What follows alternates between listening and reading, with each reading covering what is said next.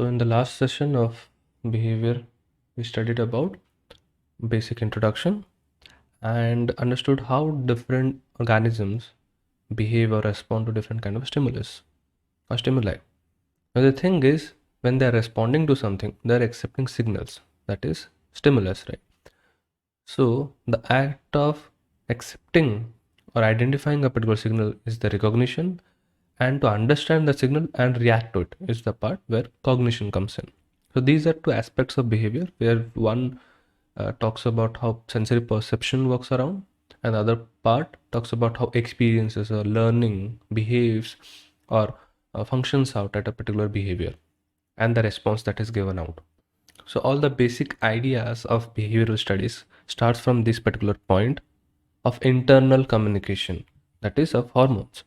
So hormones are that kind of regulatory system which are actually secretory in nature. They are secreted directly into bloodstream or the surrounding fluid or surrounding cells, and they regulate the entire metabolic processes and developmental activities. So hormones are our regulatory internal regulatory system. So they actually can control everything, and they are like the experts of our entire communication system, internal communication systems, as we talk about. So whenever something bad happens with you, some bad decisions, you can entirely blame that on hormones. It's fine because yeah, they have made your life actually, yeah, they have a huge part in it, and they might have made your life better or worse. But yeah, your decisions are entirely based on the ideology, your experiences, but the reaction that you experience or the respond is based on the hormonal system. So blame the hormones, it's fine.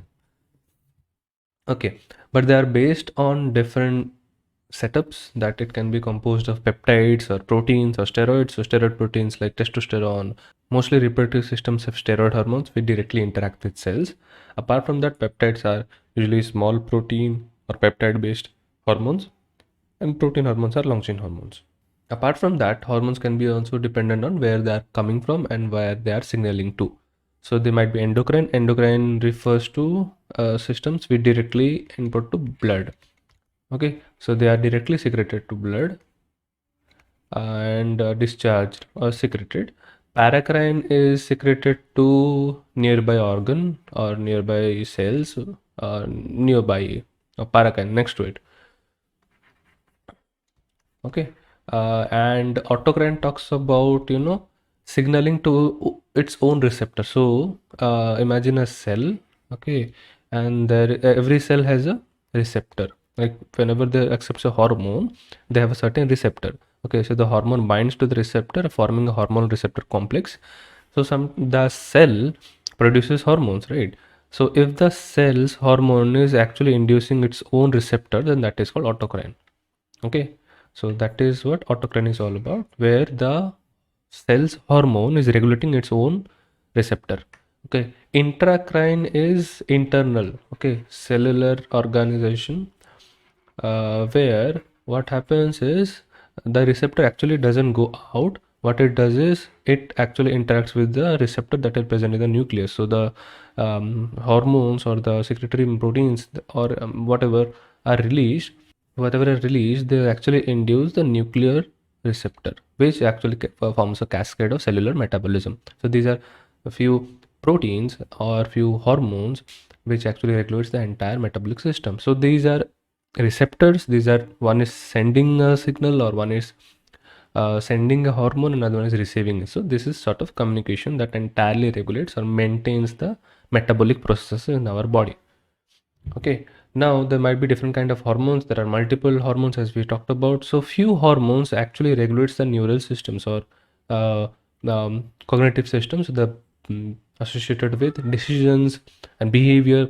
So mostly they are called neurohormones, which are related to the neural system or the neuronal system. Okay, so releasing hormones or trophic hormones are also called as trophic hormones, talks about those hormones which actually translates into a cascadic processes. I mean, they initiate a process, so they release themselves as whenever they are received by other cells, they induce those organs to release the hormone next.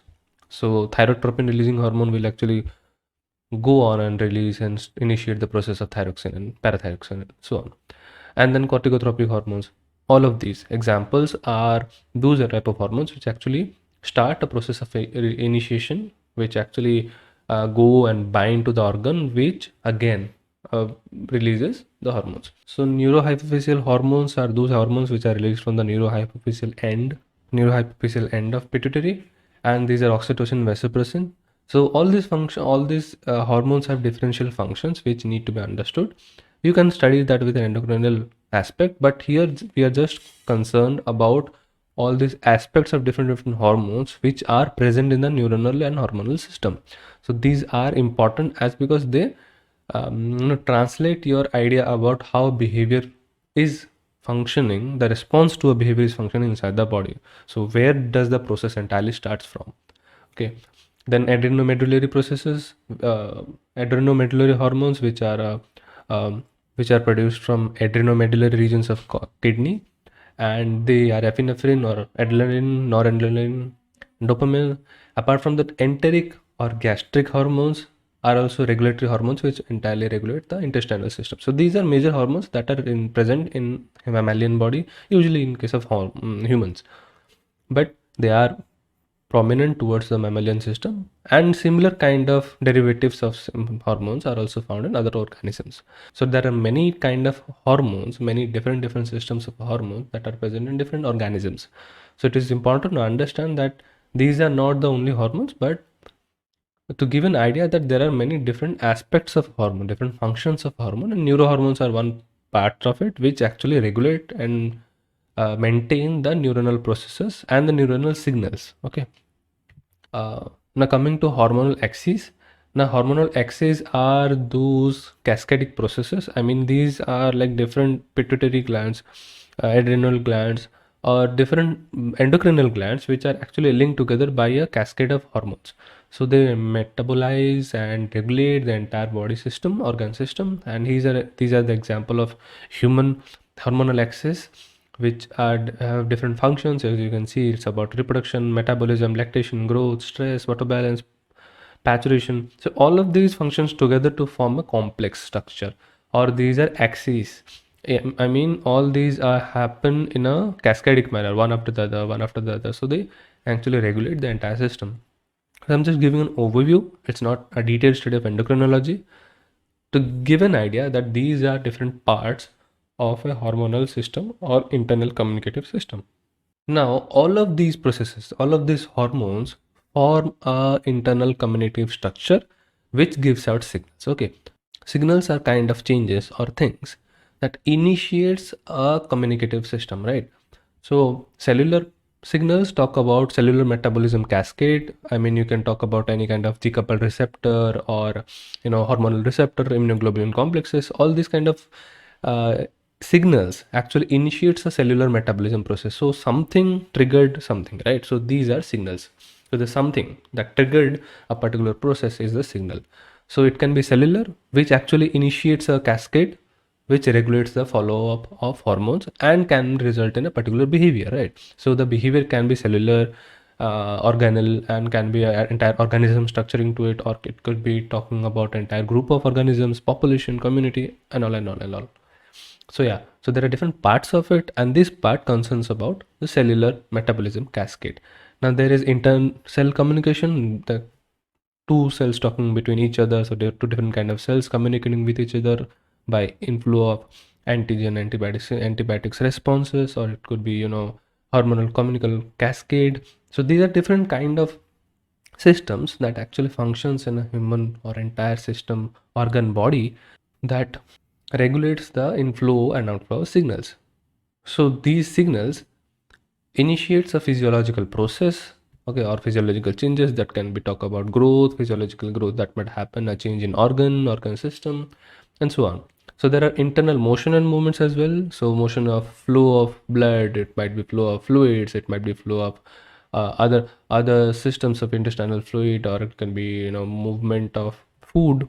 So whatever the internal motions that happen, as well as the outer and external movement, also are signals for reaction for the other part. Like my hand is moving, that triggers a particular reaction kind of other systems. Okay, So all these movements, the flow of blood might be flow of fluid, flow of might be enteric fluid, or which will released. So these kind of fluids and the motions also serve as a signals for different organs to react to it. Now there are sensory cues that we actually receive from our senses. It could be uh, stomatosensory, that is we're receiving a change in a skin receptor cells.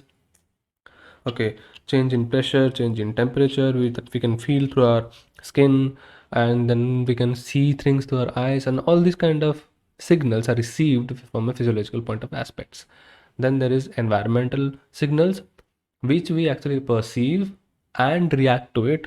So these are basic large scale cues that happens outside our body, and we perceive and react accordingly. So there are light, temperature, wind, pressure, vibration. So we all hear it, feel it, and respond to it. So there are different kind of cues as well. Cues are a portion of understanding stimulus change that we saw.